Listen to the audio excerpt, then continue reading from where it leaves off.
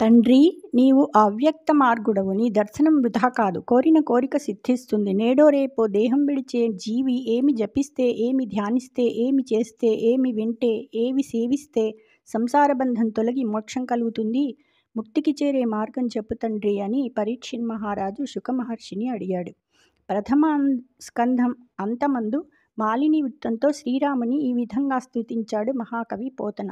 అనుపమ గుణహారా హన్యమానారి వీరా జన వినుత విహారా జానకీ చిత్తచోరా ధనుజఘన సమీరా దానవ శ్రీ విదారా ఘన కలుష కఠోరా కంధి గర్వాపహారా.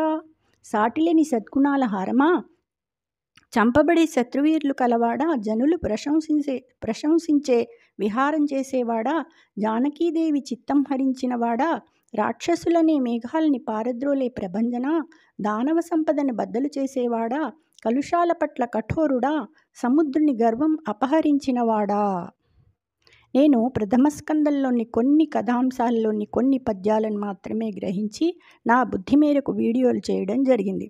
నా చేత తప్పులు దొర్లితే ఆ శ్రీరామచంద్రుని క్షమించమని వేడుకుంటూ, ఇది సహజ పండితుడైన పోతనామాత్యునిచే రచింపబడిన శ్రీమదాంధ్ర మహాభాగవతము ప్రథమ స్కంధం సమాప్తము.